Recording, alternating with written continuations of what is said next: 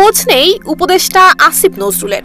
দেশ থেকে দুবাই পালিয়েছেন আরেক উপদেষ্টা আসিফ মাহমুদ। জুলাই আন্দোলনের সমন্বয়ক সার্জিস আলম গোপনেই গেছেন ব্যাংকক, আর হাসনাত আব্দুল্লাহ গা ঢাকা দিয়েছেন কুমিল্লায়। পালিয়েছেন অভিনেত্রী বাঁধনও। সব মিলিয়ে মধ্যরাতে যেন দেশ থেকে পালিয়ে যাবার হিড়িক পড়েছিল, তবে তা বাস্তবে নয়। 23 জানুয়ারির রাতে দেশ জুড়ে নেমে এসেছিল লাইলাতুল গুজবের এক রাত।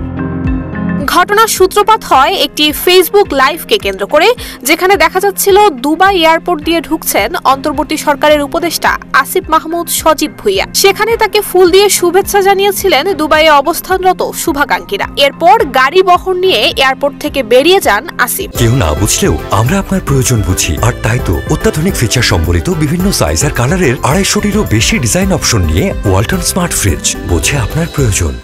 তবে সেই লাইভটি চলছিল আবু সুফিয়ান উজ্জ্বল নামে এক আওয়ামী লীগ নেতার ফেসবুক প্রোফাইল থেকে। লাইভের পেছন থেকে ওই নেতা বলছিলেন বাংলাদেশ থেকে পালিয়ে দুবাই এসেছেন অবৈধ উপদেষ্টা আসিফ, এবং বিমানবন্দর থেকে আসিফকে ফলো করার কথাও লাইভে জানিয়েছিলেন তিনি।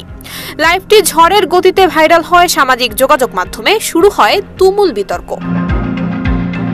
এরপর লন্ডন প্রবাসী এক আওয়ামী নেতা ফেসবুকে জানান সার্জিস ব্যাংককে, কুমিল্লায় হাসনাত, আর আসিফ দুবাই। আরেকটি পোস্টে তিনি লেখেন আসিফ নজরুল কই। এই দুটো পোস্টেই মিশ্র প্রতিক্রিয়া জানাতে দেখা যায় নেটিজেনদের। তবে এখনো পর্যন্ত নিজেদের অবস্থান নিয়ে কোনো ঘোষণা দেননি উপদেষ্টা এবং সমন্বয়করা। এমন অবস্থায় সামাজিক যোগাযোগ মাধ্যমে অনেকে লিখেছেন এ যেন লাইলাতুল গুজবের রাত। কেউ বলেছেন আবারও গুজব লীগ হয়ে ফিরে এসেছে ক্ষমতাচ্যুত দল আওয়ামী লীগ।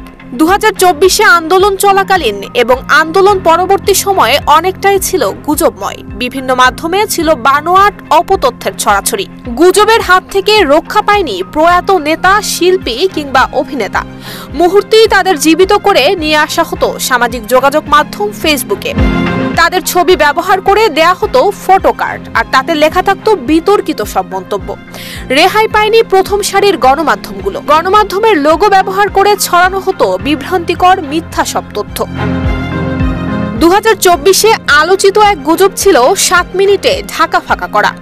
এরপর খবর চাউর হয় 3 আগস্ট রাতের মধ্যে দেশ ছাড়ছেন কোটা আন্দোলনকারী বৈষম্য বিরোধী আন্দোলনের সমন্বয়করা। তবে তাদের দেশ ছাড়তে দেয়া হবে না, এক দফার হিসেব বাকি রয়ে গেছে। এরপর রাতারাতি টাকার বান্ডিলের ছবি পোস্ট করে লেখা হয় সমন্বয়ক সার্জিস আলমের বাসা থেকে কোটি টাকা উদ্ধার। তবে সে কথারও কোনো সত্যতা পাওয়া যায়নি। গত বছর ফেনীর বন্যা নিয়েও এসেছিল গুজবের রাত। ত্রাণ বিতরণকে ঘিরে ছড়ানো হয় নানান গুজব। বিদ্যানন্দ ফাউন্ডেশনের ছবিকে নিজেদের বলে চালানো হয় আওয়ামী লীগ এবং ছাত্রলীগের পেজ থেকে। এমনকি ত্রাণ দিতে গিয়ে ছাত্রলীগ নেতার মৃত্যু হয়েছে এমন খবরও চাউর হয়েছিল সামাজিক যোগাযোগ মাধ্যমে। তবে পরবর্তীতে সে খবরেরও কোনো সত্যতা মেলেনি। বিগত বছরগুলোতে দেশে সমস্যা আসলে এভাবেই রাতভর গুজব আর অপতথ্যে সয়লাভ হয়েছে সামাজিক যোগাযোগ মাধ্যমগুলো। নুসরাত জাহান মেহেক, ঢাকা পোস্ট।